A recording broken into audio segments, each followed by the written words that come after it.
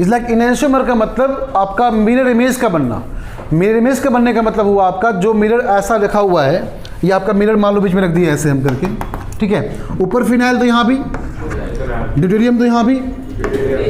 Mirror क्या करेगा, ये आपका एच लेफ्ट की तरफ, यहाँ क्या कर देगा राइट में, यहाँ तक ठीक है।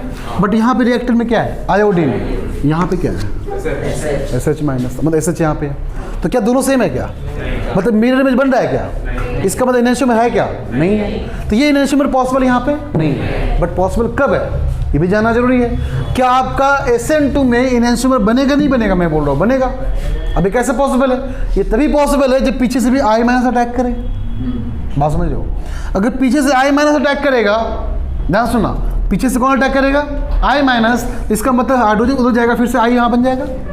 अब कैसा बन गया, मिरर इमेज बना कि नहीं बना, तब शो कर देगा आपका इनैंशियोमर। क्लियर है। SN1 रिएक्शन पढ़े थे, क्या क्या हम लोग पढ़े थे वहाँ पे, हैलाइड ग्रुप के लिए पढ़े थे हम लोग, नेचर ऑफ न्यूक्लियोफाइल पढ़े थे, फिर आपका लिविंग ग्रुप का फैक्टर्स पढ़े थे वहाँ पे, और क्या पढ़े थे उसके अंदर, सॉल्वेंट के लिए पढ़े थे हम लोग, है ना। तो सब कुछ एक एक करके वहाँ सेम टू सेम पढ़ना, हम लोग SN1 की तरह ही पढ़ना है। तो जिस तरह से आपका SN1 कंप्लीट किया, सेम वे में आपका हम SN2 कंप्लीट करेंगे। बस दोनों में डिफरेंस क्या पता चल जाएगा आपको। SN1 में क्या चाहिए आपको, वहाँ पे याद होगा आपको सीक्वेंस, SN1 का सीक्वेंस क्या था, 3 to 1, 3 डिग्री, फिर 2 डिग्री, फिर आपका 1 डिग्री, याद था ना। ये 321 याद करने बोले थे आपको कि रेट ऑफ SN1 आपका जितना ज़्यादा ब्रांच होगा उतना ईजिली आपका, क्योंकि कार्बोकैटायन को वहाँ पे स्टेबल करना होता है। SN2 में कार्बोकैटायन से मतलब नहीं है, ठीक है, वहाँ पर डायरेक्टली न्यूक्लियोफाइल के अटैक पर डिपेंड करता है। फर्स्ट केस में क्या था SN1 आपका, कि कार्बोकैटायन जितना ज़्यादा स्टेबल होगा उसके इंटरमीडिएट फॉर्म निकालते हैं, फिर वहाँ पर शिफ्टिंग चेक करते हैं, जितना ज़्यादा स्टेबल होगा उतना बढ़िया आपका SN1 रिएक्शन होगा। इन द सेम वे यहाँ पे हम आपको बता चुके 3 डिग्री मतलब यहाँ क्या हुआ, कार्बन के साथ 3 मिथाइल ग्रुप मान लो यहाँ पे, है ना। 2 डिग्री मतलब कार्बन के साथ 2 मिथाइल यहाँ मान लो है, और 1 डिग्री मतलब यहाँ पे सिर्फ एक ही कार्बन यहाँ पे है, ठीक है। अब इस केस में इसको 3 डिग्री बोल रहे हैं, इसको 2 डिग्री बोल रहे हैं, इसको 1 डिग्री बोल रहे हैं। अगर मान लो इस कार्बन के पास कार्बोकैटायन है, इसके पास भी कार्बोकैटायन, इसके पास भी कार्बोकैटायन है, तो कार्बोकैटायन की स्टेबिलिटी जितना ज़्यादा होगा SN1 रेट ऑफ रिएक्शन उतना ही ज़्यादा होगा। तो नो डाउट यहाँ पे मिथाइल क्या आपका electron releasing group, alkyl group क्या बोलते हैं हम लोग, generally alkyl group is an electron releasing group. ये सब क्या करेगा, कार्बोकैटायन को स्टेबल करेगा, और जितना ज़्यादा स्टेबल करेगा उतना बढ़िया आपका SN1 रिएक्शन होगा, ठीक है। इसलिए आपको बोले 321 आपको याद करना है। SN2 जस्ट उल्टा है। उल्टा कहने का मतलब ये हुआ, SN1 में हमें कार्बोकैटायन का स्टेबिलिटी चेक करनी होती है, बट यहाँ पे कोई चेक नहीं करना है। यहाँ पे एक साथ होगा, न्यूक्लियोफाइल का अटैक करना है, हैलाइड का बाहर निकलना, दोनों साथ साथ यहाँ पे होगा। अब देखो कैसे, तो पहला हेडिंग तो छोड़ो लोग, SN2 reaction of RX, SN2 reaction of RX। RX का मतलब क्या हुआ, alkyl halide. SN2 reaction of alkyl halide.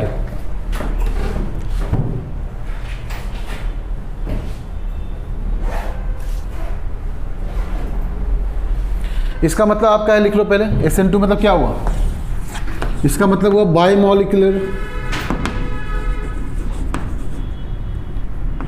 Bimolecular, nucleophilic substitution,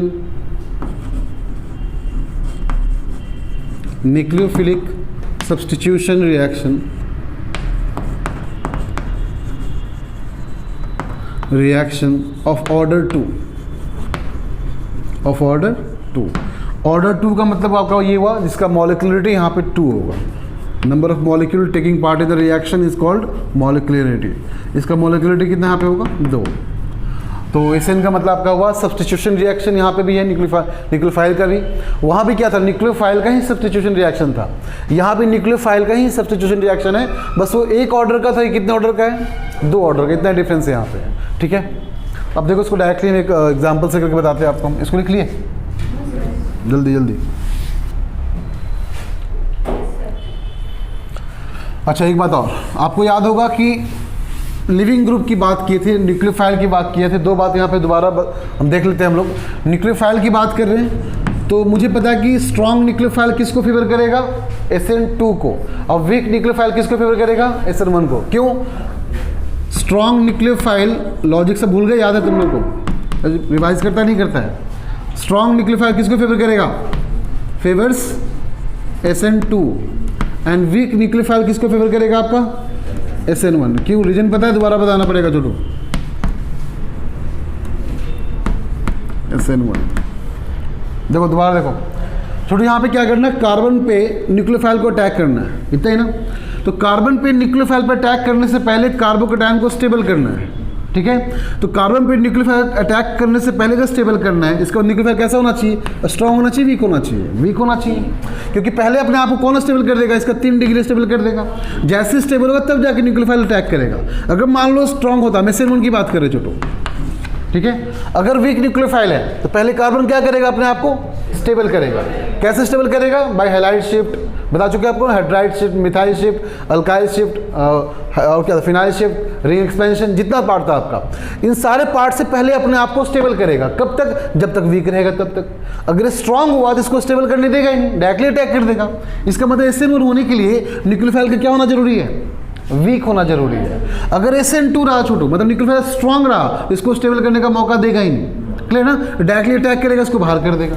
अब देखो बात समझो, यहाँ पे जैसे यहाँ पे हैलाइड ग्रुप था, ठीक है, आपका हैलाइड ग्रुप यहाँ पे है, यहाँ पे कार्बन कार्बन यहाँ पे है, ठीक है। तो यहाँ पे होता है क्या कि अगर मान लो इसको सोल्यूशन में डाला जाए, लाइक वाटर के सोल्यूशन में डालते हैं एसीटोन के साथ, ठीक है। अब ये क्या करेगा छोटू, पहले हैलाइड को बाहर करेगा, ठीक है। हैलाइड को बाहर करते यहाँ पे क्या आ जाएगा, पॉजिटिव चार्ज। अभी पॉजिटिव चार्ज आते ही यहाँ पे इसको पहले स्टेबल करना पड़ेगा, इसको बोलते हैं इंटरमीडिएट फॉर्म। जैसे यहाँ पे कार्बोकैटायन बना, क्या बोलते हैं इसको हम लोग, इंटरमीडिएट फॉर्म। जैसे इंटरमीडिएट फॉर्म बनेगा तो पहले अपने आप को क्या करेगा, ये स्टेबल करेगा। उस बीच में न्यूक्लियोफाइल को इंटरफेयर नहीं करना है। न्यूक्लियोफाइल तब तक इंटरफेयर नहीं करेगा जब तक ये वीक होना चाहिए। तो SN1 में आपको कार्बोकैटायन की स्टेबिलिटी चेक करना है, इससे न्यूक्लियोफाइल का वीक होना जरूरी है, ठीक है। लेकिन SN2 में ऐसा नहीं है, SN2 में स्ट्रांग होता है। स्ट्रांग होता है तो इसको कार्बोकैटायन से बनने का मतलब यहाँ पे है नहीं, ये अटैक करेगा, हैलाइड को बाहर कर देगा डायरेक्टली। दोनों प्रोसेस साथ साथ होते हैं। तो यहाँ पे इसका मतलब ये हुआ, सिर्फ एक ही पार्टिसिपेट, इसके जाते ही आपका हुआ ना, इसके बाहर निकलते ही यहाँ पे कार्बोकैटायन बना, तो इसका ऑर्डर कितना हो गया, एक ही पे डिपेंड करा, किस पे डिपेंड किया, सिर्फ और सिर्फ हैलाइड के बाहर जाने पे डिपेंड किया। अब हैलाइड को बोलते हैं लिविंग ग्रुप, क्या बोलते हैं, लिविंग ग्रुप। अब लिविंग ग्रुप अगर मान लो आपका पुअर है या स्ट्रांग है, स्ट्रांग लिविंग ग्रुप रहेगा तो SN1 को फेवर करेगा, पुअर लिविंग ग्रुप रहा तो आपका SN2 को फेवर करेगा। क्या लॉजिक क्लियर है। तो इस तरह से हम यहाँ देख सकते हैं कि SN1 होने के लिए न्यूक्लियोफाइल का क्या होना जरूरी है, वीक होना जरूरी है, और स्ट्रांग, अगर SN2 होने के लिए न्यूक्लियोफाइल का स्ट्रांग होना जरूरी है। अब समझते हैं SN2 कैसे होता है, ठीक है। अब यहाँ पे सबसे सिंपल सा एक्सपेरिमेंट है, जिस एक्सपेरिमेंट को वॉल्डेन ने किया था, जिसको नोबेल प्राइज मिला इस चीज़ के लिए।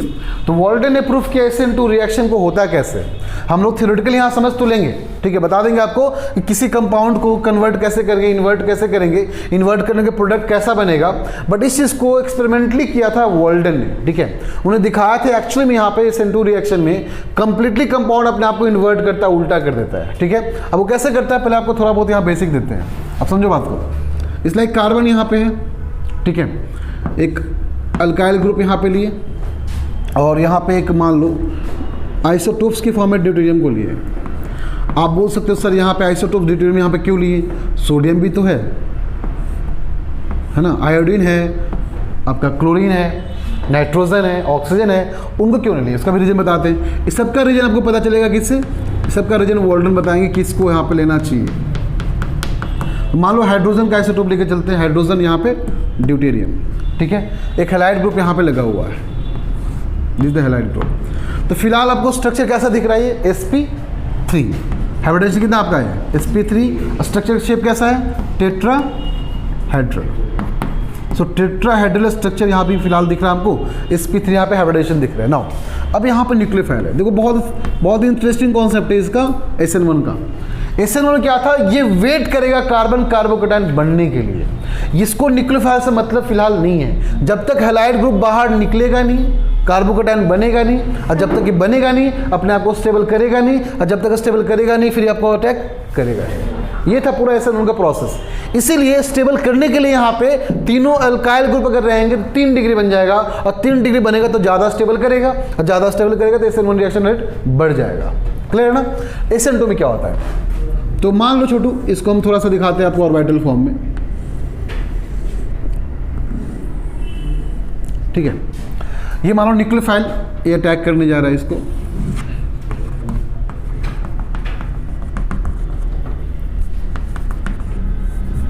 देखो ऐसे, ठीक है। स्ट्रॉन्ग न्यूक्लियोफाइल है, स्ट्रॉन्ग होने का मतलब ये हुआ कि ये वेट नहीं करेगा लिविंग ग्रुप को बाहर निकलने का, ठीक है। अगर ये वेट नहीं कर रहा है तो क्या करेगा, डायरेक्टली इस पर अटैच करेगा। जैसे जैसे अटैक होना स्टार्ट करेगा वैसे वैसे ये बाहर निकलना स्टार्ट करेगा। कहने में दोनों प्रोसेस यहाँ पे साथ साथ हो रहा है। उस केस में क्या था, जब तक इसको निकलना नहीं था, SN1 में पहले हैलाइड ग्रुप बाहर निकलता है। हैलाइड क्या था पहले आपका, बाहर निकलता है, फिर कार्बोकैटायन बनता है, फिर अटैक करता है। क्लियर था ना। बट यहाँ पे ऐसा नहीं है, यहाँ पे ये अटैक किया साथ में, इसको बाहर निकलना भी साथ में ही है। क्या लॉजिक क्लियर है। मतलब दोनों प्रोसेस साथ साथ चला, इसका मतलब ये कंपाउंड आपका दोनों पे डिपेंडेंट है। हैलाइड का बाहर जाना, न्यूक्लियोफाइल का अटैक करना। तो कितना ऑर्डर हो गया, 2 ऑर्डर। तो ये आपका क्या किया, न्यूक्लियोफाइल को सब्स्टिट्यूट कर रहे हैं ना, हमने न्यूक्लियोफाइल को सब्स्टिट्यूट किया, बट दोनों पे डिपेंडेंट है कि ये निकल रहा है कि नहीं, जुड़ रहा है कि नहीं। तो जुड़ना निकलना दोनों साथ साथ हो रहा है, इसलिए सेकेंड ऑर्डर मतलब SN2 रिएक्शन, इसलिए बन गया आपका न्यूक्लियोफिलिक सब्स्टिट्यूशन रिएक्शन। क्या लॉजिक क्लियर है। अच्छा, जब ये छोटू बाहर निकलने के क्रम में होगा तो दोनों साथ साथ काम करें, मतलब इसका बाहर निकलना आना दोनों साथ साथ है। स्ट्रक्चर कैसा बन जाएगा, अभी जुड़ा नहीं है, तो ये कुछ मान लो आपका यही रेट डिटरमिनिंग स्टेप है। यहाँ पे एक ही स्टेप होगा क्योंकि दोनों प्रोसेस साथ साथ हो। वहाँ कितना प्रोसेस था आपका, 2 स्टेप था वहाँ पे। यहाँ कितना स्टेप है। अच्छा, स्टेप से ऑर्डर डिफाइन नहीं करते हैं। ज़्यादा बच्चे बोलते हैं सर वहाँ 2 स्टेप तो 2 ऑर्डर, यहाँ एक स्टेप तो 1 ऑर्डर। ऐसा नहीं है। ऑर्डर मतलब आपका डिफाइन करना किसके लिए, मॉलिक्युलरिटी के लिए। कितना रिएक्शन, लाइक यहाँ पे हैलाइड का जो बाहर निकलना, न्यूक्लियोफाइल साथ जाना, ये पार्ट 2 हुआ, इसलिए इसको SN2 बोलेंगे। क्लियर है। अच्छा, ये क्या हुआ फिर देखो, तो ये कुछ ऐसा आपका बन गया, कार्बन हुआ, तो एक से आपका बाहर निकल रहा है, ठीक है, न्यूक्लियोफाइल यहाँ पे जुड़ रहा है यहाँ पे। अब बाकी जैसा था वो वैसा ही है। क्या दिखा आपको अच्छे से। अच्छा, पहले यहाँ पे 4 आइटम था, अब यहाँ कितना हो गया, 5 आइटम, है ना। ये एक ही प्लेन में जुड़ता है यहाँ पे छोटे, इसको बोलते हैं ट्रांजिशन स्टेट। ये कैसा आपका है, ट्रांजिशन स्टेट। और ये कैसा आपका, पेंटावेलेंट स्ट्रक्चर, या फिर इसको बोलें ट्राइगोनल बाइपिरामिडल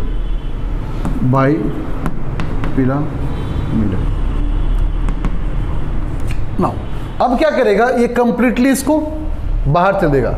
ये जैसे ही बाहर चला जाएगा कंप्लीटली यहाँ पे जुड़ जाएगा, ठीक है। लेकिन जैसे ही जुड़ेगा ना, एक बात याद रखना यहाँ पे छोड़ू हमेशा के लिए, कि न्यूक्लियोफाइल जब भी अटैक करेगा आपका, वो हमेशा लिविंग ग्रुप के ऑपोजिट अटैक करेगा, ठीक है। हमेशा ध्यान रखना इस बात को, बैक साइड अटैक करेगा। अब बैक साइड मतलब ऐसा मत करना, बैक साइड कहाँ, तो हमेशा लिविंग ग्रुप के बैक साइड। अगर मान लो लिविंग ग्रुप यहाँ, तो यहाँ पीछे से यहाँ पर अटैक करेगा, यहाँ लिविंग ग्रुप तो यहाँ अटैक करेगा पीछे से, मतलब लिविंग ग्रुप के बैक साइड अटैक करेगा। कभी ऐसा मत सोचना कि बैक का मतलब ये पोजीशन, ये बैक पोजीशन नहीं है। कहने का मतलब जहाँ पे लिविंग ग्रुप अटैच है, जस्ट उसके अपोजिट अटैक करेगा।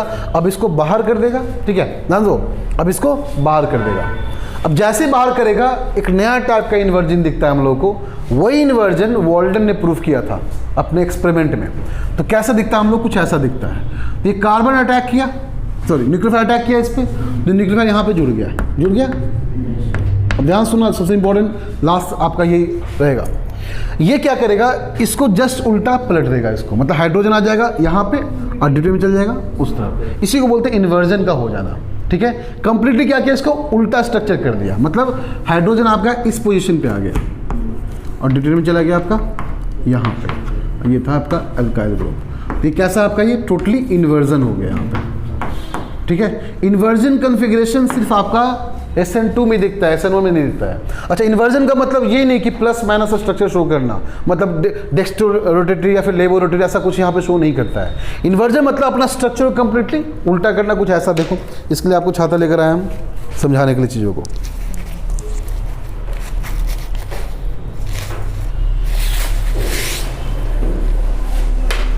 देखो, ये कुछ ऐसा है, ये आपका कंपाउंड है, ठीक है। अब अगर उधर से मान लो न्यूक्लियोफाइल अटैक करेगा, ठीक है, ये कंपाउंड आपका मान लो ऐसा बना स्ट्रक्चर तैयार है, उधर से कंपाउंड अटैक करेगा तो न्यूक्लियोफाइल अटैक करते ही आपका ये ऐसा बन जाएगा, ये स्ट्रक्चर बन गया। सब कुछ वही है, बट अपने आप क्या किया, कंप्लीटली उल्टा पलट दिया।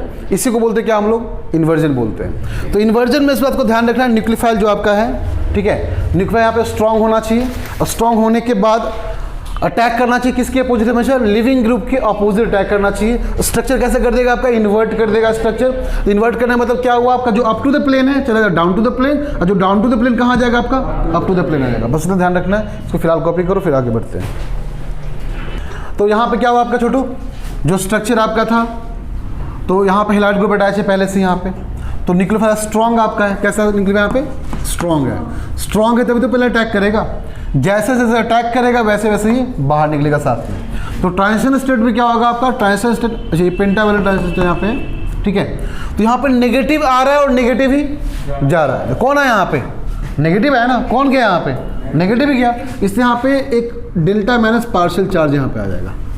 क्यों आएगा डेल्टा माइनस, क्योंकि नेगेटिव आया तो नेगेटिव ही गया, इसलिए ये हो गया पेंटावैलेंट ट्रांजिशन यहाँ पर स्टेट बन गया और ट्राइगोनल बाइपिरामिडल का स्ट्रक्चर बनेगा। ठीक है, आई बात समझ में। अच्छा, यहाँ तो डाउट है किसी को। अच्छा, इसको स्टेबिलिटी की बात करें, अगर इसकी स्टेबिलिटी की बात करें, स्टेबल कौन करेगा इसको, मुझे पता है चार्ज, इसके पास चार्ज कैसा है, डेल्टा माइनस, इलेक्ट्रॉन ज़्यादा होगा, तो इलेक्ट्रॉन ज़्यादा को स्टेबलाइज कौन करेगा, इलेक्ट्रॉन रिलीजिंग ग्रुप कि electron withdrawing group, withdrawing group. इसका मतलब SN2 में इलेक्ट्रॉन विड्रॉइंग ग्रुप जितना बढ़िया होगा, मतलब माइनस आई इफेक्ट ग्रुप जितना अटैच होगा, ठीक है, उतना ज़्यादा स्टेबिलिटी को बढ़ाएगा। बात समझे। ये R ग्रुप अगर मान लो यहाँ पे इलेक्ट्रॉन विड्रॉइंग ग्रुप होगा छोटू, तो यहाँ पे चार्ज कैसा है, नेगेटिव, मतलब ज़्यादा इलेक्ट्रॉन हो जाना, तो ज़्यादा इलेक्ट्रॉन स्टेबलाइज कौन करेगा, तो ज़्यादा इलेक्ट्रॉन स्टेबलाइज करेगा इलेक्ट्रॉन विड्रॉइंग ग्रुप। तो जितना अगर बढ़िया इलेक्ट्रॉन विड्रॉइंग ग्रुप या जितना बढ़िया माइनस आई इफेक्ट, उतना बढ़िया क्या शो करेगा आपका, उतना बढ़िया SN2 रिएक्शन होगा। तो इलेक्ट्रॉन विड्रॉइंग ग्रुप अब क्या करेगा, रेट ऑफ SN2 इंक्रीज करेगा, रेट ऑफ SN2 को इंक्रीज कर देगा।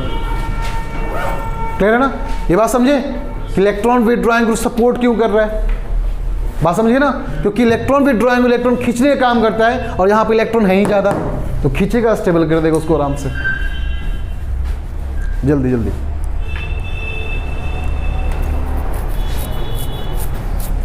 तो बेसिक क्या समझे यहाँ पे हम लोग कि यहाँ पर न्यूक्लियोफाइल क्या करेगा, उसको डायरेक्टली उल्टा कर देगा। छाता एग्जांपल दिखा चुके आपको अभी हम कि छाता की तरह क्या कर देगा, उसको डायरेक्टली उल्टा कर देगा। मतलब जो कंपाउंड यहाँ पे था, ये डंडी होगा छाता का, देखो छोटू, ये क्या था आपका, ये छाते का डंडी था, ऐसे ही है ना, तो डंडी आपका वैसे ही रहेगा, बस कंपाउंड क्या कर देगा, अपने आप को इन्वर्ट कर देगा, है ना। तो इसको बोलते हैं इन्वर्जन, बोलते हैं इसको, क्या बोलते हैं इसको हम, इन्वर्जन। यहाँ पे स्टीरियोकेमिस्ट्री का पार्ट अगर देखा जाए तो यहाँ पे, अच्छा, इनएंशियोमर हुआ कि नहीं होगा, यहाँ पे क्या इनएंशियोमर शो करेगा। इनएंशियोमर का मतलब क्या होता है, सेम मिरर इमेज बनाना। मतलब मान लो कंपाउंड ऐसे आपका एक मिरर यहाँ पे रख दी है, ये आपका ऐसे XYZ यहाँ मान लेते हैं, XYZW, तो कार्बन आपका अगर ऐसा बन गया WZYX, इसको बोलेंगे इनएंशियोमर बोलेंगे। मिरर इमेज का बनना मतलब इनएंशियोमर का बनना। क्या इनएंशियोमर शो कर रहा है, कहने मतलब जो रिएक्टेंट आपका है और जो प्रोडक्ट आपका, कि इनएंशियोमर शो करेगा नहीं करेगा, क्या मिरर इमेज बन रहा है नहीं बन रहा है, चलो उसको बाद में देखते हैं, अभी घबराओ मत, हो जाएगा, सब हो जाएगा। चलो ठीक है, इतना कॉपी कर लिए, तो देखो कुछ की पॉइंट्स लिखो पहले।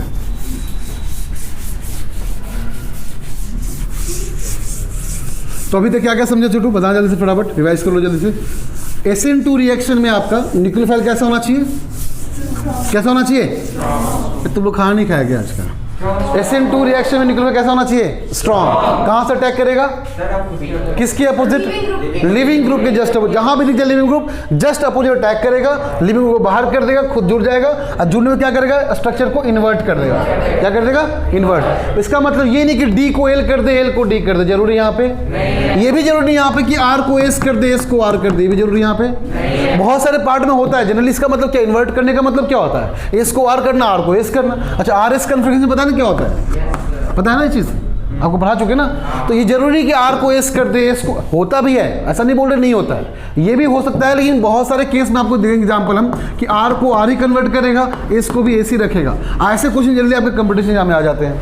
90% में मान लो केस में क्या होगा, R को S कर देगा, S को R कर देगा, बट बहुत सारे केस में इसको सॉल्व चेंज नहीं कर पाता कन्फिग्रेशन को, बस वो इन्वर्ट कर पाएगा, मतलब उल्टा कर देगा। जो छतरी ऐसे था घूम कर ऐसा चला गया, लेकिन इसका मतलब ये नहीं कि आपका D से L, L और LD को स्ट्रक्चर को शो करेगा, जरूरी यहाँ पे नहीं है। अच्छा, और क्या बताया आपको कि वहाँ पे electron withdrawing group rate of SN2 क्या करेगा, इंक्रीज करेगा। क्यों इंक्रीज करेगा, बिकॉज वहाँ पर नेगेटिव चार्ज बढ़ चुका है, और नेगेटिव चार्ज को स्टेबल कौन करेगा, आपका हमेशा इलेक्ट्रॉन विड्रॉइंग ग्रुप करेगा। चलो की पॉइंट्स लिखो, पहला 1-2 पॉइंट लिखो।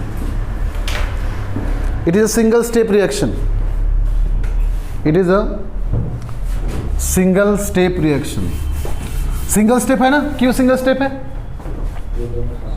क्योंकि न्यूक्लियोफाइल एंड हैलाइड दोनों साथ साथ जुड़ते हैं, साथ साथ बाहर निकलते हैं, एक ही स्टेप में खत्म हो जाता है। SN1 क्या था, 2 स्टेप था। कैसे? हैलाइड का बाहर निकलना, फिर कार्बन कैटायन का स्टेबिलिटी को शो करना, ये था ना, तब जाके न्यूक्लियोफाइल अटैक करेगा। तो वहाँ पे 2 स्टेप था वहाँ पे, बट यहाँ पे एक ही स्टेप है। Next, nucleophile attacks from backside, that is opposite to the living group. Nucleophile attacks from backside, that is opposite to the living group.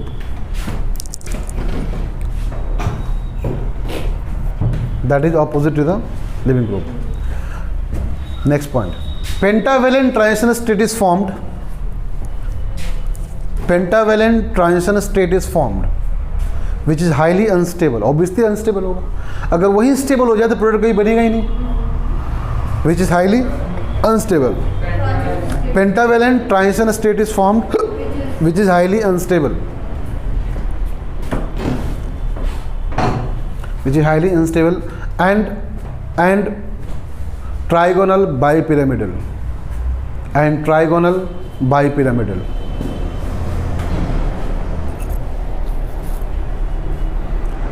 Since a partial negative charge, since a partial negative charge is present on TS, or the transition state is present on TS,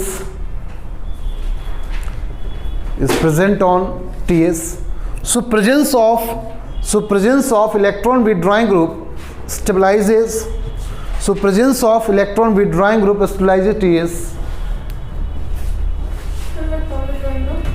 So presence of electron withdrawing group stabilizes TS and faster the SN2 reaction, and faster the SN2 reaction.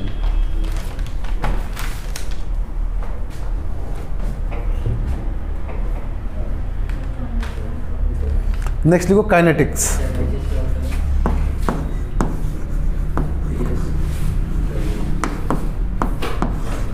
Kinetics, अगर rate की बात करें, rate किस पे depend किया, तो rate depend कर रहा है आपका किस पे, RX पे और न्यूक्लियोफाइल के जुड़ने पे, दोनों पे डिपेंड किया। हैलाइड का बाहर निकलना एंड न्यूक्लियोफाइल का जुड़ना, दोनों पे डिपेंड किया कि नहीं किया। इसलिए ऑर्डर कितना हो गया इसका, 2। मॉलिक्यूलरिटी भी कितना हो गया यहाँ पे, 2। तो ये हो गया rate is equal to K of halide group and nucleophile group. So order is equal to 2 and molecularity is equal to 2।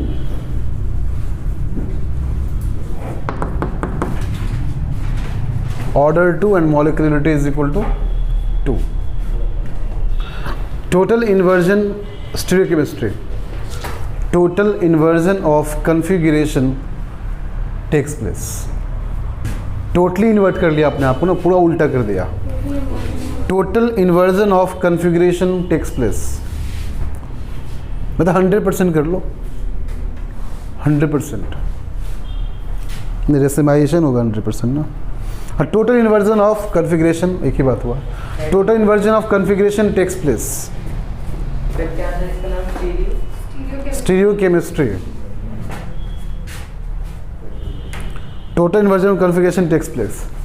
Next, potential energy diagram. तुम लोग खुद से बना पाओगे? पोटेंशियल एनर्जी डायग्राम खुद से बना पाओगे? उसी की तरह है जैसे SN1 बताए थे आपको, हम कुछ खास तो करना नहीं है। ये पोटेंशियल एनर्जी है, मुझे पता है जितना ज़्यादा एनर्जी उतना कम स्टेबिलिटी। ये आपका रिएक्शन इन प्रोग्रेस।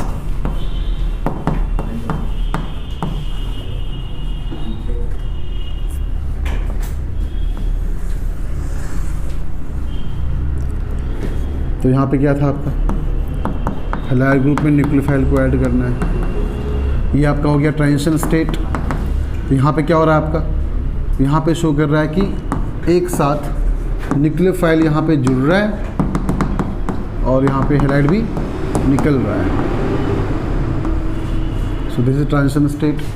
फाइनली क्या होगा, न्यूक्लियोफाइल जुड़ जाएगा एंड हैलाइड निकल जाएगा। तो इसकी एनर्जी कम हो गई, स्टेबिलिटी बढ़ गई इसका। इसलिए हाईली अनस्टेबल क्यों बोले, बिकॉज इसकी एनर्जी बहुत ज़्यादा है। चेक करो, एनर्जी बहुत ज़्यादा है, जितना ज़्यादा एनर्जी उतना कम स्टेबिलिटी, इसलिए टॉप पे मतलब एनर्जी ज़्यादा है इसके पास, और इसके पास एनर्जी क्या है, ट्रांजिशन से कम है, ठीक है, लेकिन प्रोडक्ट से ज़्यादा है। इसे रिएक्टेंट और प्रोडक्ट में ज़्यादा स्टेबल कौन दिख रहा है हमको, प्रोडक्ट। तभी तो रिएक्टेंट आपका बनना स्टार्ट, प्रोडक्ट बनना स्टार्ट हो गया।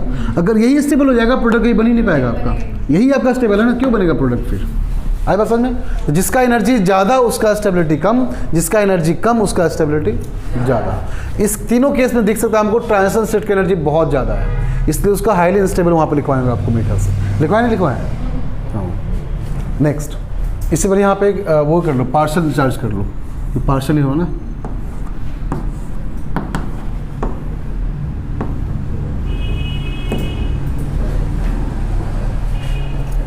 सब कुछ वैसे ही पढ़ना है ना, सब कुछ यहाँ पे वैसे ही पढ़ना, डिट्टो वैसे ही पढ़ना है। बस उल्टा पे ध्यान रखना है हम लोग क्या, कि न्यूक्लियोफाइल जब भी अटैक करे कहाँ से अटैक करेगा, हाँ बैक, किसके बैक साइड, हमेशा लिविंग को बैक साइड। SN1 में क्या था छोटू, वहाँ पे न्यूक्लियोफाइल कैसा था, वीक था स्ट्रॉन्ग था, वीक। जब वीक था तो इसका मतलब लिविंग ग्रुप निकलने का वेट करेगा वो, जब तक लिविंग ग्रुप निकलेगा नहीं तब तक वो अटैक करेगा नहीं। अच्छा, लिविंग ग्रुप निकलने के बाद नेक्स्ट पॉइंट क्या याद करना था हम लोग को वहाँ पे, कार्बोकैटायन की स्टेबिलिटी। अच्छा, तो न्यूक्लियोफाइल कैसे अटैक करेगा उससे मतलब उसको वहाँ पे नहीं था। इसका मतलब हमें क्या मतलब, वहाँ पे कार्बोकैटायन की स्टेबिलिटी ज़्यादा इंपॉर्टेंट है हमारे लिए। तो कार्बोकैटायन की स्टेबिलिटी मतलब 3 डिग्री का ज़्यादा होगा, फिर 2 डिग्री का, फिर आपका 1 डिग्री का। अगर वहाँ इलेक्ट्रॉन विथड्रॉइंग ग्रुप क्या करता है, उसको डिक्रीज करता है, इंक्रीज करता है। कार्बोकैटायन में इलेक्ट्रॉन विथड्रॉइंग ग्रुप अटैच कर दोगे छोटू, तो इसकी स्टेबिलिटी को डिक्रीज करेगा, इंक्रीज करेगा, डिक्रीज कर देगा। तो SN1 केस में electron withdrawing group decreases the rate of reaction, ठीक है। बट SN2 में क्या कर देगा, इंक्रीज। क्यों कर देगा इंक्रीज, बिकॉज यहाँ पर नेगेटिव चार्ज ज़्यादा हो गया। नेगेटिव चार्ज को स्टेबलाइज कौन करता है हमेशा, electron withdrawing group.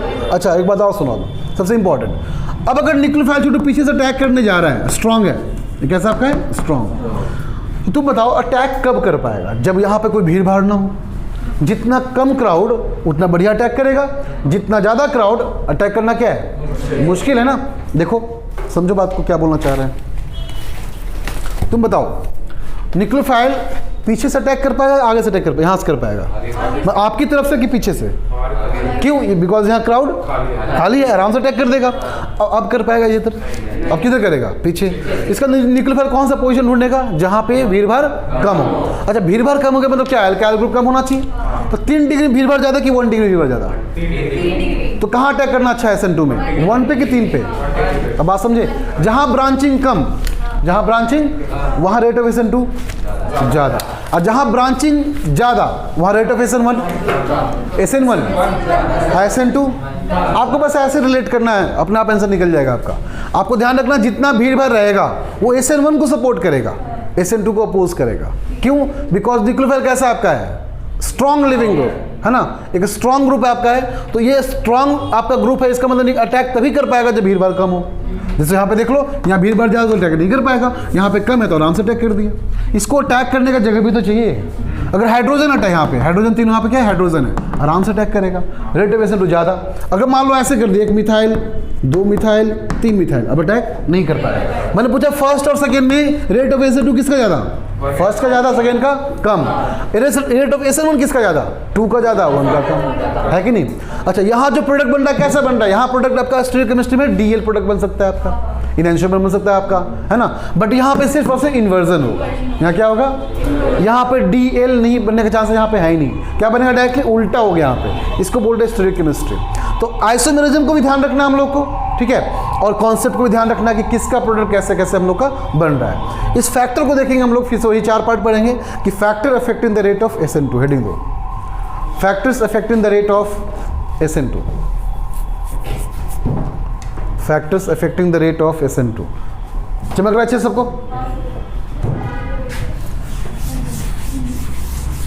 Factors affecting the rate of SN2। बताओ वहां पे पहला फैक्टर क्या था आपका,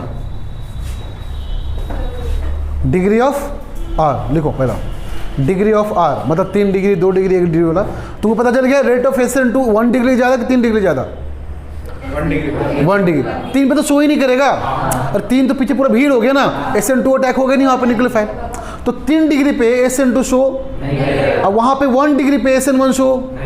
बात समझ गए ना, उल्टा चल रहा है दोनों केस में। यहाँ पे वहाँ पे 1 डिग्री SN1 में 1 डिग्री शो नहीं करता है, यहाँ पे 1 डिग्री पे शो करता है। वहाँ 3 डिग्री ज़्यादा स्टेबल है और यहाँ पे 1 डिग्री ज़्यादा स्टेबल है। क्लियर है ना, बिकॉज इसको भीड़ भाड़ नहीं चाहिए, स्ट्रांग है, भीड़ भाड़ नहीं चाहिए। वहाँ पर न्यूक्लियोफाइल से मतलब था ही नहीं, वहाँ पे कार्बोकैटायन के स्टेबिलिटी से मतलब था। वहाँ कार्बोकैटायन कितना इंटरमीडिएट ज़्यादा बढ़िया है उससे मतलब था।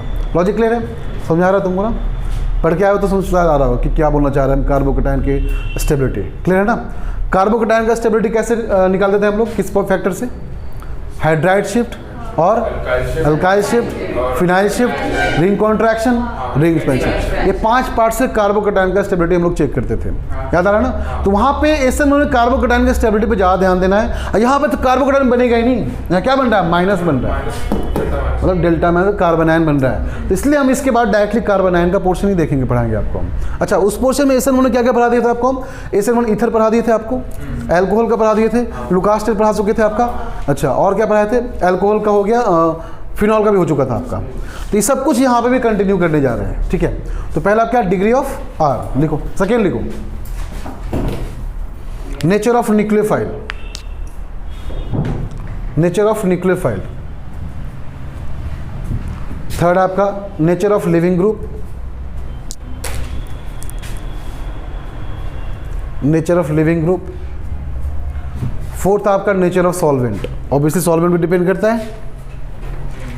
सॉल्वेंट कितने टाइप के, कौन सा, polar and non polar. Polar कितने टाइप के, 2, कौन सा, polar protic and polar aprotic. वहाँ कौन सा रूल अप्लाई किए थे, फेजांस रूल याद है, फेजांस रूल क्या था, पॉजिटिव चार्ज नेगेटिव चार्ज बन रहा था, है ना। तो जितना बड़ा साइज होगा पॉजिटिव उतना खींचेगा इलेक्ट्रॉन को, और जितना खींचेगा उतना न्यूक्लियोफाइल स्टेबिलिटी ज़्यादा हो जाएगी उसकी, कार्बोकैटायन की। याद है ना, तो polar aprotic solvent, polar protic solvent, इसको दोबारा हम लोग कंटिन्यू करेंगे। तो पहला हेडिंग स्टार्ट करते हैं पहले हम लोग, degree of R। Degree of R जितना छोटा होगा रेट ऑफ SN2 उतना ज़्यादा होगा। देखो जल्दी, R जितना छोटा होगा, R जितना छोटा होगा रेट ऑफ SN2 उतना ही ज़्यादा होगा। R कहने का मतलब अल्काइल ग्रुप की बात कर रहे हैं। R जितना छोटा होगा रेट ऑफ SN2 उतना ज़्यादा होगा, कहने का मतलब 1 degree greater than 2 degree greater than 3 degree. 123, वहाँ था 321।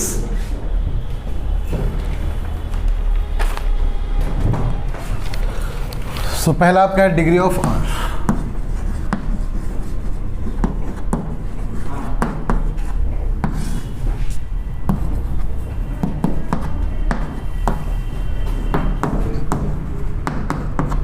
एमी का मतलब मिथाइल है ना।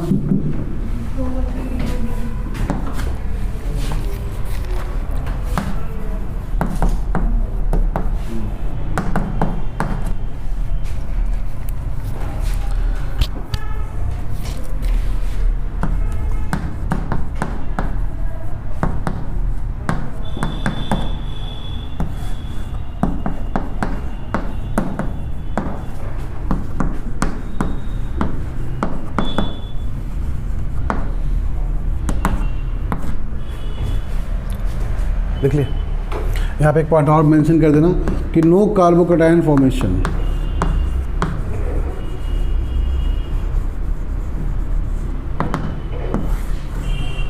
लिख दो, जितना ज़्यादा क्राउड रेट ऑफ SN2 उतना घटेगा। लिख दो उसको, जितना ज़्यादा क्राउड रेट ऑफ SN2 उतना ही घटेगा।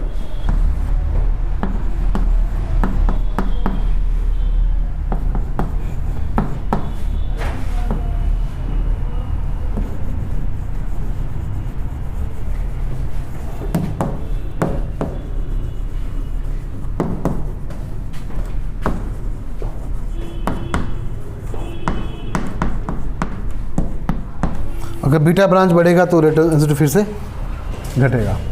मोर पता इंक्रीज कर लो,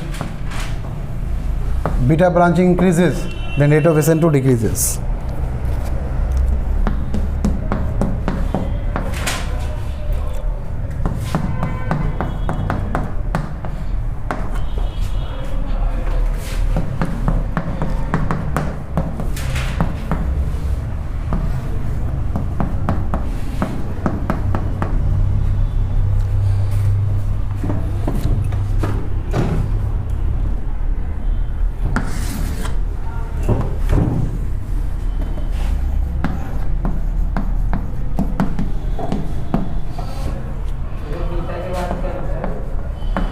डिक्रीजेज।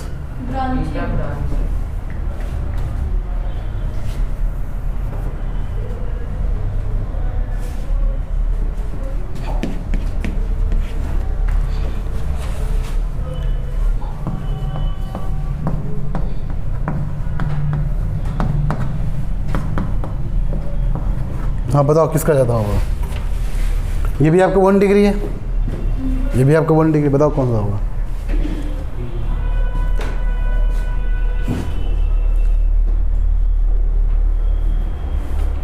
बीटा का मतलब जहाँ पे हैलाइड ग्रुप अटैच है उसके जस्ट बगल का कार्बन, उसके जस्ट बगल का कार्बन को बोलते हैं बीटा। देखो ना, जहाँ पे हैलाइड अटैच है आपका उसके बगल कार्बन क्या बोलती है? बीटा। ये अल्फा, ये बीटा, ये गामा। तो बीटा में यहाँ कितना है? तो एक भी कार्बन यहाँ पे है, एक है।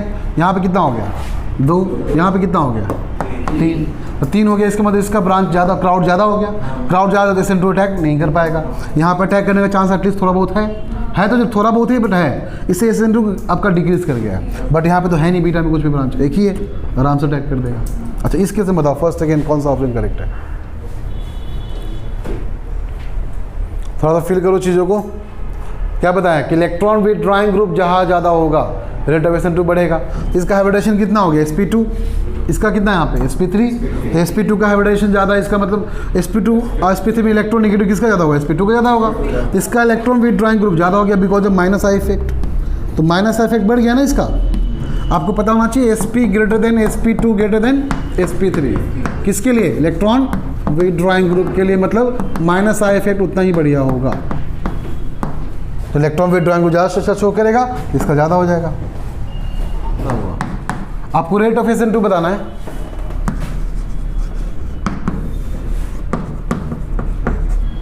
बताओ किससे ज़्यादा होगा? फर्स्ट का कि सेकेंड का? फर्स्ट का ज़्यादा होगा। फिर से क्या है आपका? माइनस आई। इसका sp हाइब्रिडेशन, इसका sp2। ट्रिपल बॉन्ड का होता है sp कार्बन कार्बन के लिए, डबल बॉन्ड का sp2, सिंगल बॉन्ड का तो यहाँ पे दिख रहा है हम लोग को।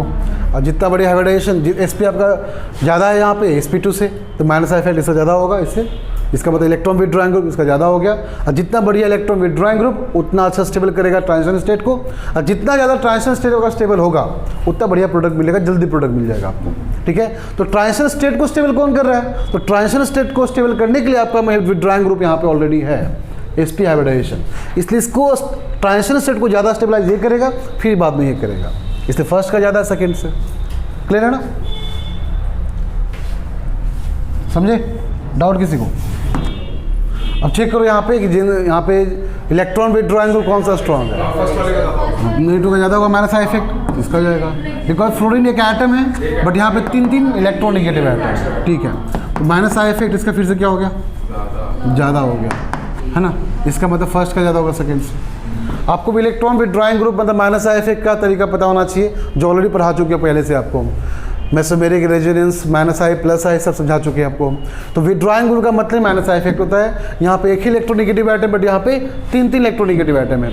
इसका विथड्रॉइंग का नेचर ज़्यादा हो गया। विथड्रॉइंग का नेचर ज़्यादा हो गया मतलब आपका माइनस इफेक्ट ज़्यादा शो करेगा। और जितना बढ़िया विथड्रॉइंग ग्रुप उतना बढ़िया ट्रांजिशन स्टेट आपका स्टेबल होगा। और जितना बढ़िया आपका TS स्टेबल होगा उतना बढ़िया आपका प्रोडक्ट मिलेगा। इसलिए रेट ऑफ SN2 क्या होगा? ज़्यादा होगा किसका? फर्स्ट वाले का।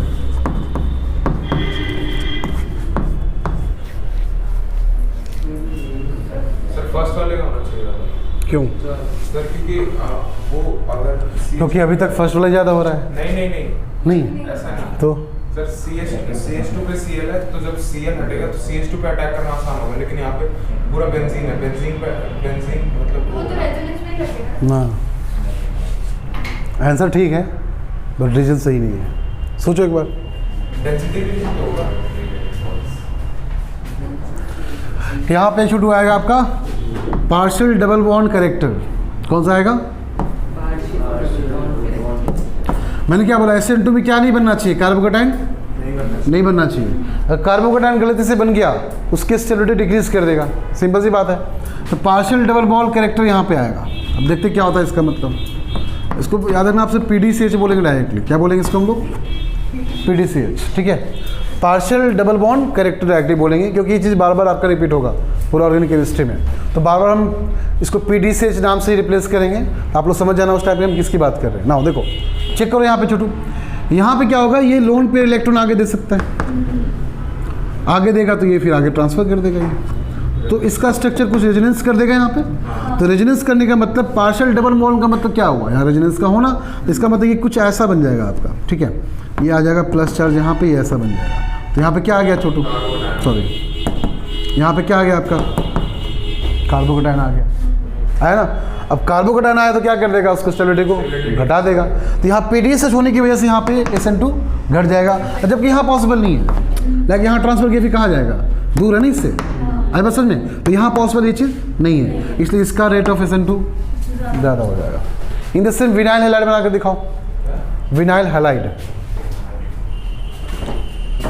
विनाइल हैलाइड, क्या यहाँ पे PDCH शो करेगा नहीं करेगा, क्या यहाँ PDCH हो रहा है नहीं हो रहा है, हो रहा है ना यहाँ पे भी देखो, ये दिया आगे, ये दिया आगे, है ना। तो यहाँ पे PDCH शो करेगा, तो यहाँ पे रेट ऑफ SN2 क्या होगा, इसका भी रेट ऑफ SN2 घट जाएगा, ठीक है, बात समझ गए। तो याद रखना, इसी को PDCH क्या करता है, रेट ऑफ SN2 को घटा देता है, उसको लिख लो साइड में बनाकर। सो PDCH decreases the rate of SN2, लिख लो। स्ट्रॉन्ग न्यूक्लियोफाइल फेवर्स SN2, ये तो पता चले गया होगा आपको। Strong nucleophile favours SN2 while weak nucleophile favors SN1. Strong nucleophile favors SN2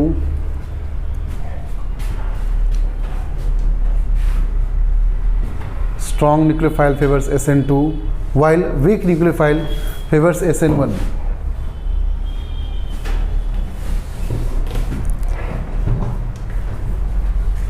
generally आपका जितना भी आपका नेगेटिव चार्ज है ना, जितने नेगेटिव चार्ज हैं सब स्ट्रॉन्ग न्यूक्लियोफाइल होते हैं, और कुछ न्यूट्रल में आपका लाइक नाइट्रोजन कंपाउंड भी आप क्या होते हैं आपके स्ट्रॉन्ग होते हैं। लिख लो उस चीज़ को, generally all negative charge are strong nucleophile and in some cases neutral molecules are strong nucleophile like ammonia NH3।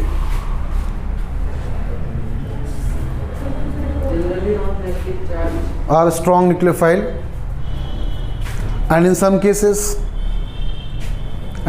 cases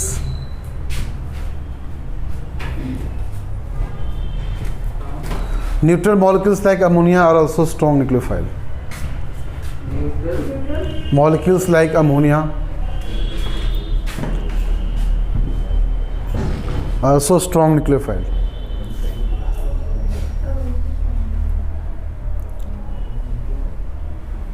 Next, nature of living group.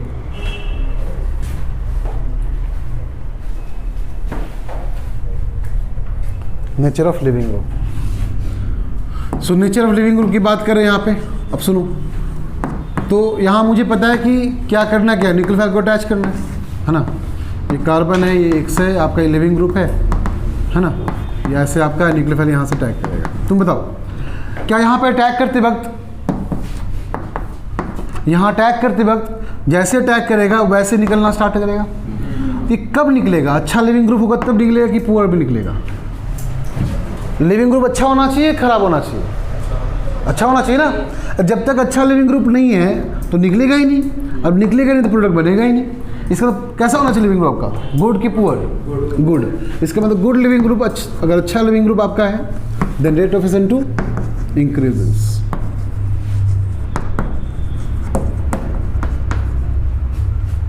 Increases sign दे दो।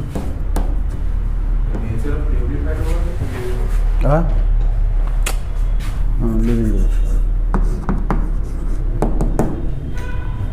ठीक है। अगर रेट की बात करें हाइलाइट के लिए तो हम लिख सकते हैं कि RI का ज़्यादा होगा बिकॉज साइज बड़ा है तो जल्दी निकल जाएगा, फिर RBR का, फिर RCl का और फिर RF का। तो ये आपका रेट ऑफ SN2 इतना बढ़िया रहेगा।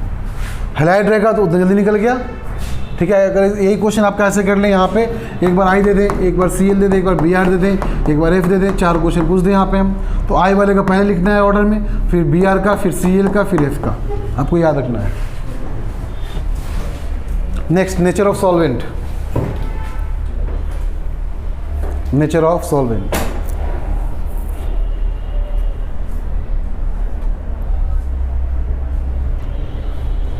Polar aprotic solvent favours SN2. Polar aprotic solvent favours SN2.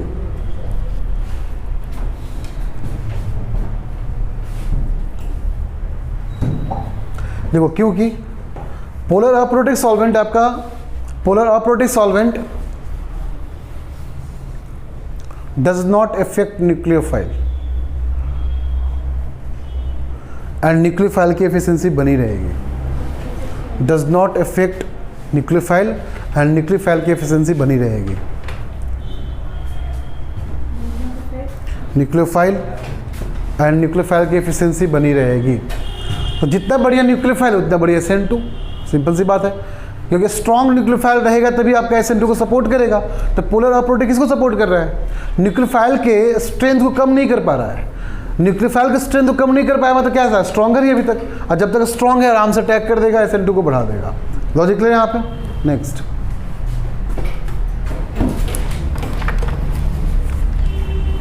इसको रेस कर देना.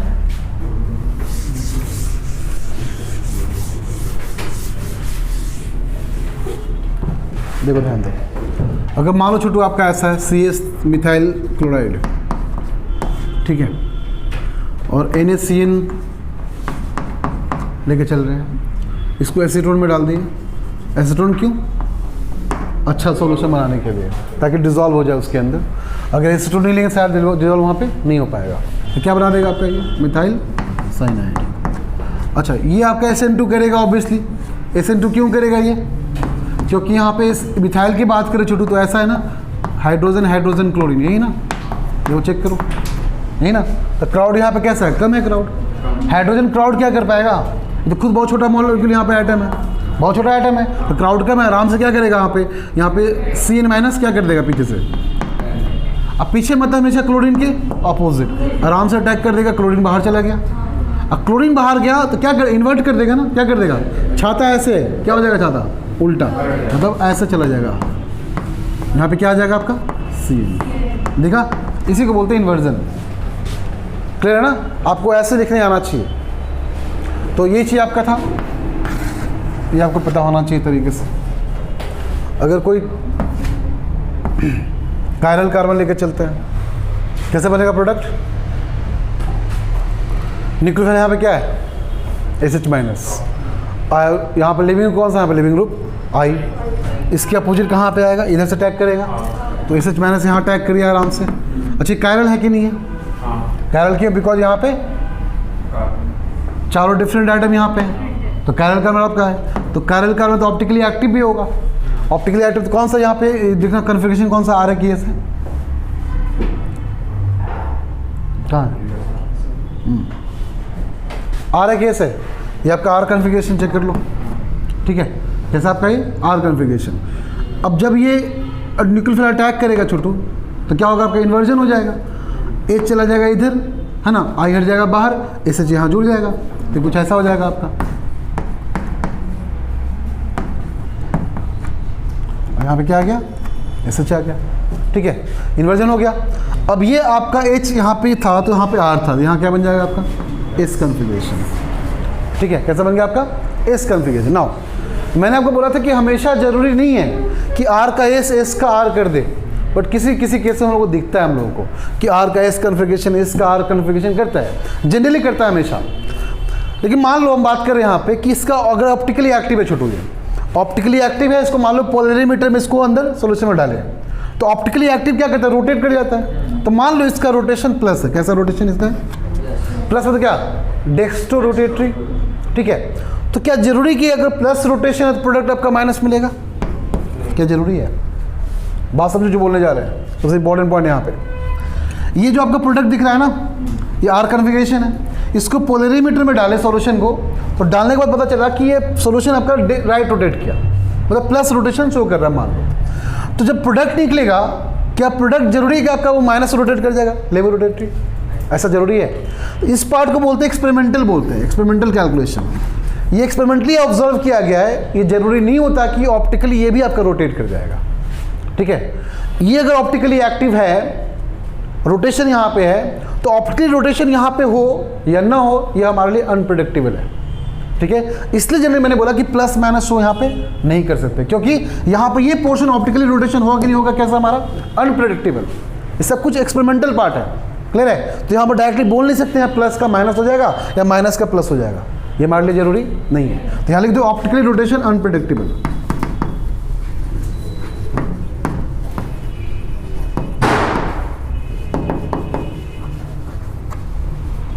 एनहांसमेंट होगा, एनहांसमेंट होने के लिए रिएक्टेंट एंड प्रोडक्ट का आपका मिरर इमेज का होना जरूरी है।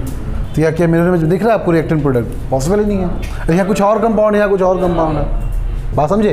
तो एनहांसमेंट यहाँ पॉसिबल, क्योंकि मिरर इमेज बनेगा ही नहीं। मिरर इमेज बनने के लिए एटलीस्ट एटम तो सेम हो जाए। ये दोनों सेम है, ये दोनों कहाँ सेम है क्या? छोटू ध्यान सुनो जो बोल रहे हैं। एनहांसमेंट तब होगा छोटू, यहाँ पे आई तो यहाँ पे क्या दिखना चाहिए? अब थोड़ा फील करो जो बोलने जा रहे हैं, ठीक है।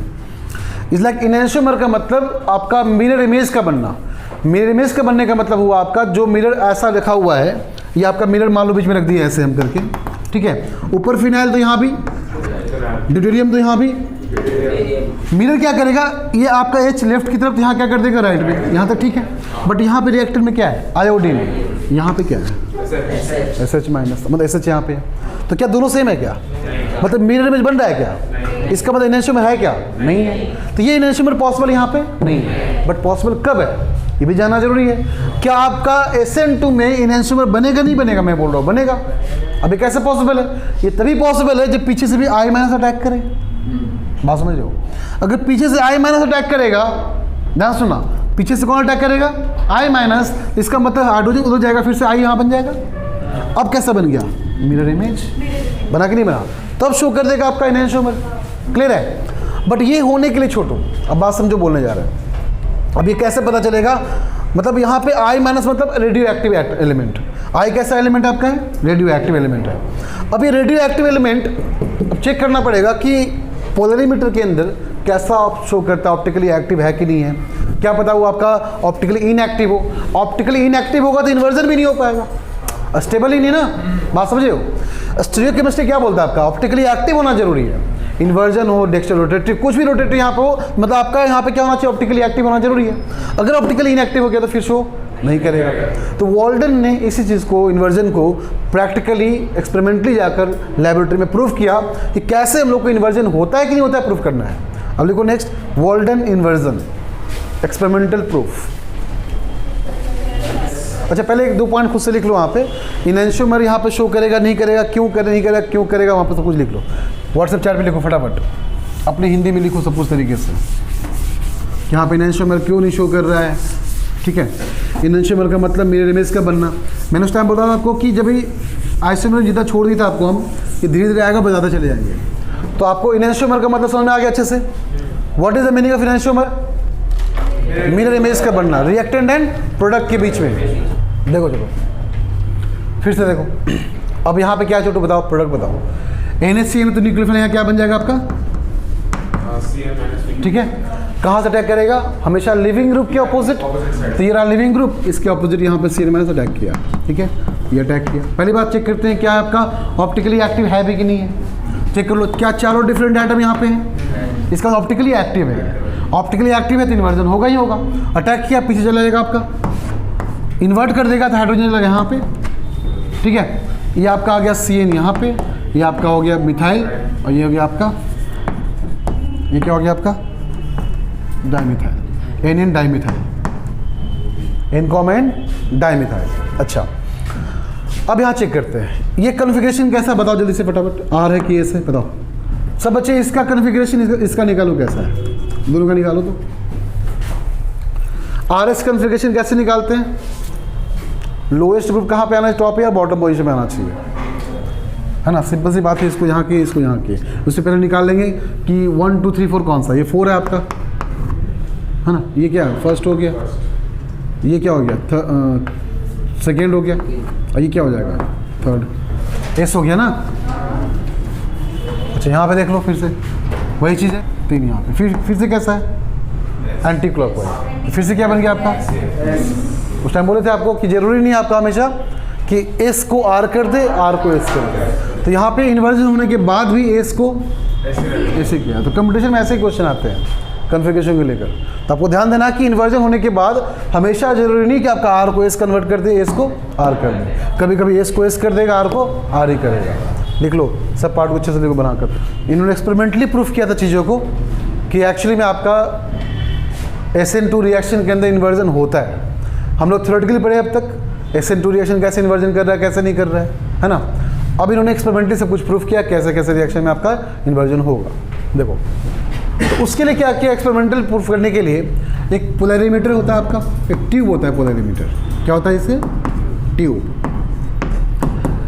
पोलैरिमीटर आपका एक ट्यूब टाइप का होता है, ठीक है, जिसके अंदर सोल्यूशन को फिल किया था, कुछ ऐसा होता है। इसके अंदर सोल्यूशन को हम लोग क्या करते हैं, फिल करते हैं ऐसे, ठीक है। अब इसके अंदर सोल्यूशन जो आएगा आपका, अगर ये ऑप्टिकली एक्टिव होगा तो रोटेट कर जाएगा, प्लस या माइनस शो करेगा यहाँ पे। मतलब सोल्यूशन आपका एक कंपाउंड जो इसके अंदर बनेगा आपका ऑप्टिकली एक्टिव तभी हो पाएगा छोटू जब यहाँ पे रोटेशन आ पाएगा, ठीक है। नाउ ये जनरली आपका मतलब सोल्यूशन का प्लस या फिर माइनस रोटेशन शो करता है, मतलब ऑप्टिकली रोटेशन ये शो करता है। अगर जो कंपाउंड ऑप्टिकली रोटेट हो गया मतलब कैसा हो, मतलब ऑप्टिकली एक्टिव है आपका वो, ठीक है। ऑप्टिकली एक्टिव तभी हो पाएगा जब कायरल कार्बन होगा, अकायरल नहीं होना चाहिए। अकायरल मतलब एक कार्बन के साथ चारों एटम जो होंगे चारों डिफरेंट होने चाहिए, उसको बोलेंगे कायरल। अगर चारों में से कोई एक भी सेम हो गया क्या बोल देंगे, अकायरल। अकायरल क्या होता है आपका, ऑप्टिकली इनएक्टिव। ऑप्टिकली इनएक्टिव होगा तो रोटेशन शो नहीं करेगा। तो हम लोग को नहीं पता था ये चीज़, हमने क्या किया, अंदर सोल्यूशन डाला, ठीक है, रोटेट नहीं किया तो बोल देंगे ऑप्टिकली इनएक्टिव था। ध्यान सुनो, तो ये कैसे पता चलेगा हम लोग को कि कोई भी कंपाउंड आपका ऑप्टिकली एक्टिव है कि नहीं है, ठीक है। हम डायरेक्टली क्या करेंगे, उसको पोलैरिमीटर के अंदर डाल देंगे। हमें चेक नहीं करना है कि कायरल है कि नहीं है, वो थ्योरेटिकल पार्ट हो गया हमारा ना। कायरल है तो बोलेंगे ऑप्टिकली एक्टिव, कायरल नहीं है क्या बोल देंगे ऑप्टिकली इनएक्टिव।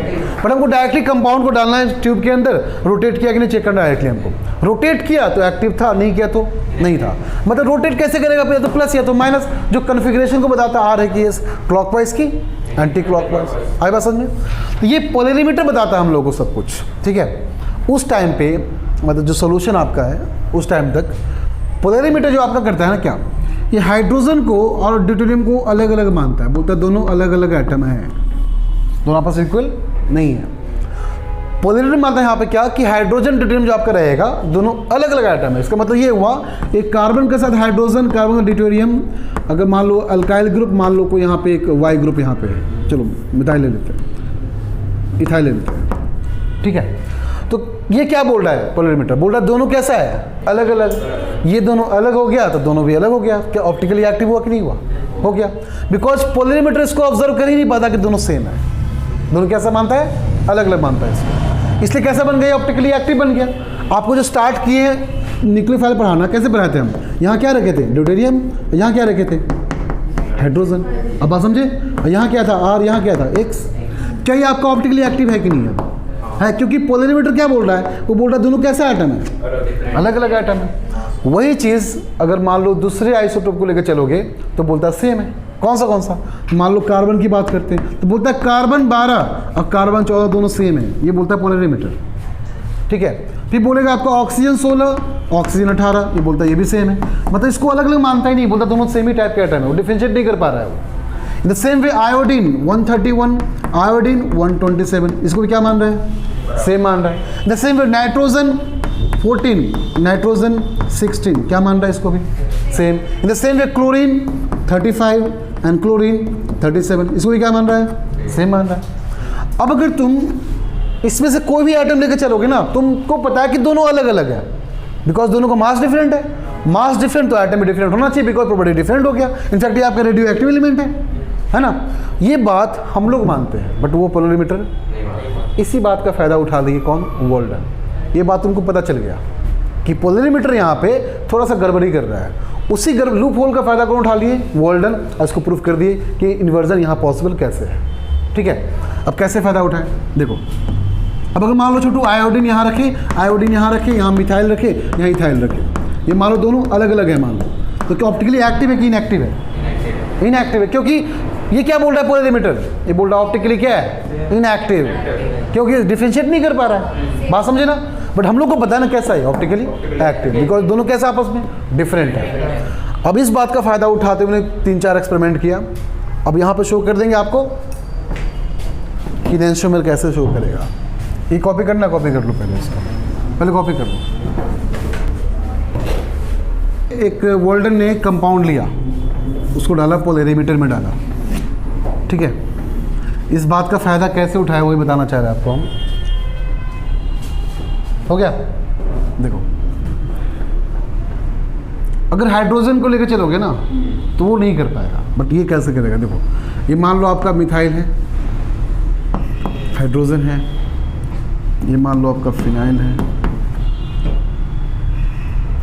इधर ले लो आपको आयोडीन 127 का ले लो।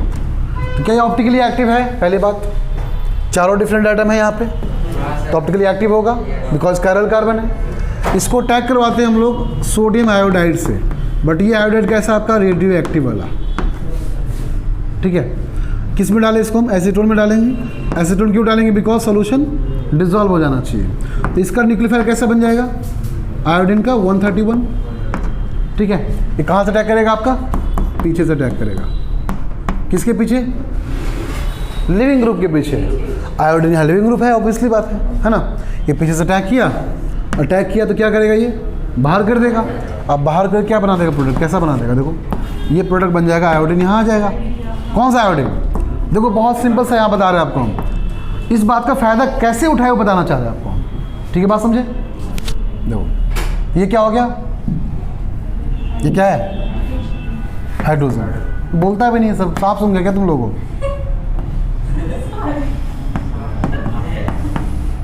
सुनो, पोलैरिमीटर क्या बोलता है कि आयोडीन दोनों कैसा है? सेम। तो दोनों सेम मान रहा है ना। अगर वही ड्यूटेरियम यहाँ पर होता छोटो मान लो, तो क्या बोलता है? हाइड्रोजन ड्यूटेरियम डिफरेंट चीज़ है, तो डिफरेंट हुआ तो इनैंशियोमर शो नहीं करेगा। बट यहाँ पे क्या बोल रहा है? देखो, चेक करो, अगर यहाँ मिरर डाला जाए छोटो, हमारे लिए कैसा दोनों डिफरेंट, बट पोलैरिमीटर क्या बोल रहा है? ये आयोडीन इसके बराबर है। तो जैसे तो इन्वर्जन बन रहा है ना। देखो, मिथाइल बिथाइल, ये आपका C6H13, हाइड्रोजन उल्टा, आयोडीन यहाँ पे। तो क्या दोनों सेम है कि नहीं है? किसके अकॉर्डिंग? पोलैरिमीटर के अकॉर्डिंग। तो पोलैरिमीटर बोल रहा है कि दोनों सेम है। अब बन रहा मिरर इमेज, इसका मतलब क्या हो गया? इनैंशियोमर हुआ कि नहीं हुआ? तो अकॉर्डिंग टू पोलैरिमीटर इनैंशियोमर शो कर रहा है। इसी बात का फायदा उठा दिए कौन? वोल्डन। अब प्रॉपर एक्सपेरिमेंट किए, मिल गया नोबेल प्राइज इसी बात के लिए। सोचा उन्होंने, दिमाग लगाया इस चीज़ के बारे में, लूप होल को फायदा उठा दिए, इससे उनको मिल गया डायरेक्टली। मतलब इसके लिए नहीं मिला, बहुत सारा उनका कंट्रीब्यूशन ऑर्गेनिक केमिस्ट्री के अंदर उनके लिए मिला, इसमें एक पार्ट ये भी था, ठीक है। तो इनैंशियोमर यहाँ पर शो कर रहा है। अच्छा, अब देखो चीज़ को समझो, यहाँ पे क्या यहाँ पे इन्वर्जन हो रहा है कि नहीं हो रहा है? कितना परसेंट? पूरा कंप्लीटली हो गया। अरे ऐसे रखा था, पूरा उल्टा कर दिया। बात समझ रहे हो ना? ऐसे रखा हुआ था हाइड्रोजन, पूरा 100% उल्टा कर दिया। इन्वर्जन कितना परसेंट हुआ?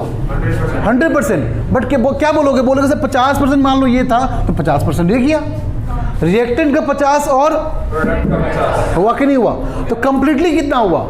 100%। बट रिएक्टेंट प्रोडक्ट क्या बोलेंगे? 50% बोलेंगे ना ऐसा। अच्छा, अब यहाँ पे ऐसे बोल सकते हैं, मान लो ये अल्फा इसका रोटेशन की बात कर रही है, अगर प्लस डिग्री है तो ये कंप्लीटली रोटेट किया ऐसे, तो क्या हो जाएगा? अल्फा यहाँ पे माइनस डिग्री। तो नेट कितना हुआ छोटू? प्लस एक्स माइनस कितना हो गया? 0। बात समझ लो, कितना हो गया कंप्लीटली आपका? 0 डिग्री। अच्छा, तो ये पोर्शन बता रहा है, इनैंशियोमर को बता रहा है, क्योंकि आपका ये कंप्लीटली मिरर इमेज का फॉर्मेशन कर रहा है यहाँ पे।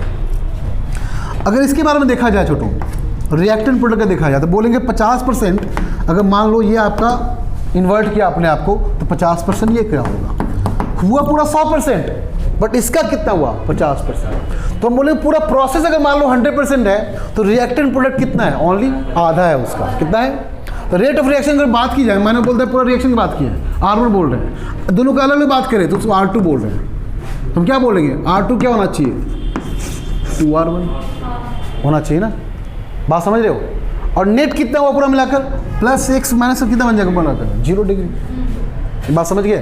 तो इस पर भी क्वेश्चन एक आया हुआ, बोला कि बताओ रेसिमाइजेशन की बात की, 100% यहाँ पे रेसिमाइजेशन हो रहा है, लेकिन प्रोडक्ट रिएक्टेंट में कितना है? तो बोलेंगे हाफ हो गया उसका, बिकॉज ये 50% किया है, ये 50% तब जाके 100% मिला हम लोग को, बट रेसिमाइजेशन कंप्लीट हुआ है ना। इन्वर्जन यहाँ पे कंप्लीट हुआ है, इसका 100% वो हुआ जरूर है, बट 50% ही कंट्रीब्यूशन इसका है, 50% इसका है। तो क्वेश्चन ऐसे आता है, इन्वर्जन के लिए प्रोडक्ट कितना है? बोलेंगे हाफ। इन्वर्जन रिएक्टेंट कितना है? बोलेंगे हाफ। क्लियर है?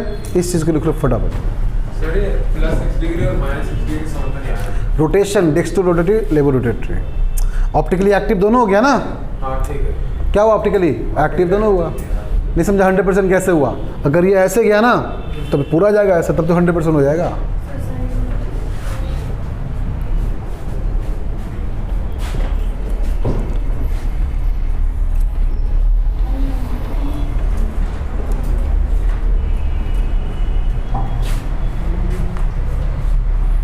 मतलब यहाँ पे अभी ऐसा बोल सकते हैं हम लोग कि at equilibrium if total attack is from back side,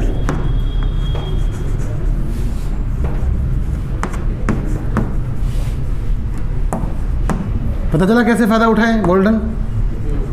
किसी का फायदा उठाएं? पोलरिमीटर के लूप होल का। वो डिफाइन नहीं कर पा रहा था कि दोनों डिफरेंट चीज़ है, उसको लगा दोनों सेम चीज़ है, तो सेम हो गया तो बन गया ही एंशोमर।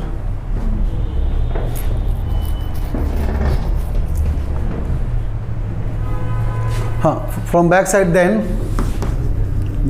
रिएक्टेंट का 50% इक्विलिब्रियम पे जाएगा, 50% इसके लिए, और फिर प्रोडक्ट बनेगा ऐसे इक्विलिब्रियम बन जाएगा आपका यहाँ पे। तो ये आपका and alpha becomes equal to 0 degree तो नेट अल्फा। ये आपका क्वेश्चन एग्जाम में आ चुका है। देखो 100% inversion takes place, 100% inversion takes place.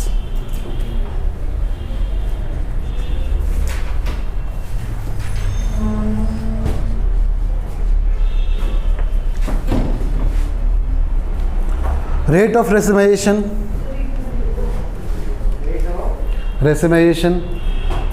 is double the rate of reaction.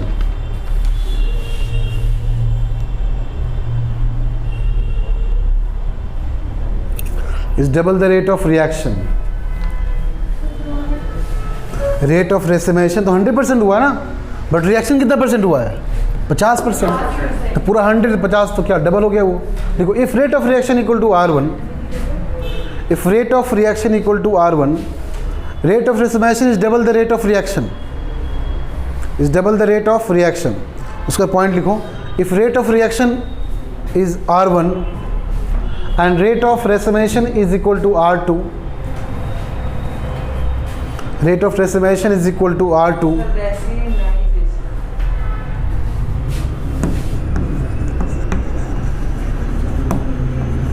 इस कर लो,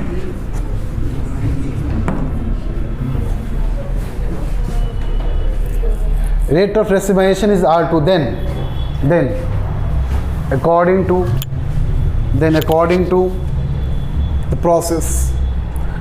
the process, R2 is equal to 2R1, R2 is equal to 2R1 process, R2 equal to 2R1।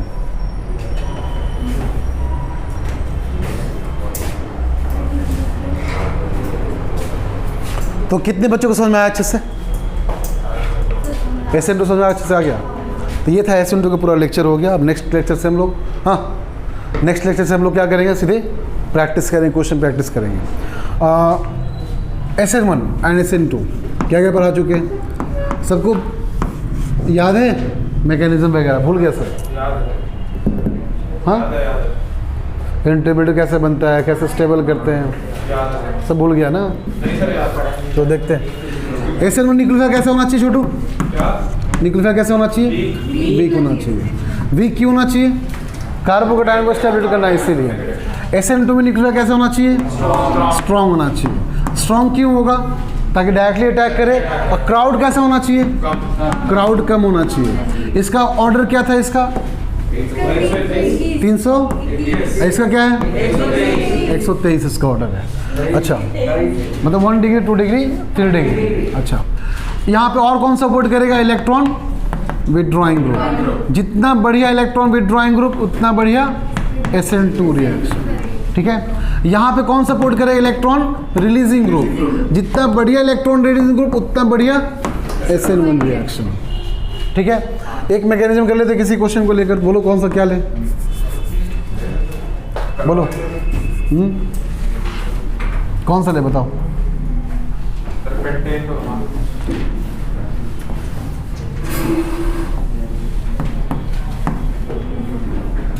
ठीक है, बताओ छोटू, ये आपका होगा क्या ले लें यहाँ पे, बताओ जल्दी बोलो। हाँ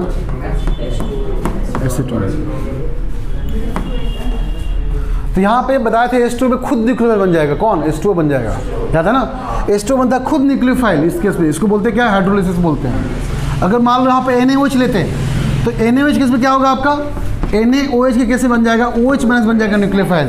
बट H2 में क्या मैंने बोला था, जब लोन पेयर एक्स्ट्रा हो तो खुद बन जाएगा आपका न्यूक्लियोफाइल। बट इस केस में कौन बनेगा न्यूक्लियोफाइल, आपका OH माइनस बनेगा। तो तुम बताओ किसको ले, H2O ले कि NaOH ले। चलो H2O लेके चलते हैं, बताओ। तो क्या बनेगा आपका, ये प्लस चार्ज यहाँ पे आएगा, कार्बोकेटाइन, हेलाइड बाहर कर लेना, हेलाइड बाहर कर लिए, प्लस आ गया। अब चेक करेंगे यहाँ पे स्टेबल है कि नहीं है। पहले कार्बोकेटाइन की स्टेबिलिटी को चेक करते हैं हम लोग। हाँ तो यहाँ पे क्या होगा, हाइड्राइड शिफ्ट की मिथाइल शिफ्ट, हाइड्रोजन शिफ्ट होगा तो हाइड्रोजन शिफ्ट करेगा तो ज़्यादा स्टेबल रहेगा, इसलिए हाइड्राइड शिफ्ट किया आपका तो ये बन गया आपका ऐसा, और मिथाइल यहाँ पे अब ज़्यादा स्टेबल है। क्लियर है। अब कौन अटैक करेगा इसके ऊपर, न्यूक्लियोफाइल खुद अटैक कर देगा इसके ऊपर। ठीक है, तो लोन पेयर कौन दिया यहाँ पे, ऑक्सीजन दिया, तो कुछ ऐसा हो जाएगा आपका।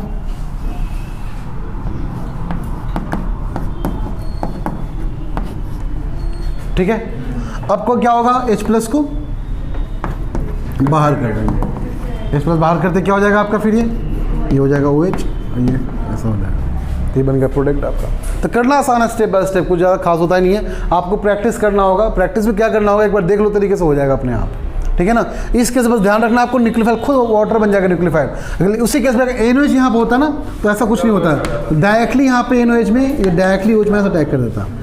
ठीक है, बट इस केस में एक स्टेप थोड़ा सा बढ़ जाता है, ये खुद आपका न्यूक्लियोफाइल बन गया, इसलिए यहाँ पे H प्लस को बाहर करना होता है, इतना ही करना।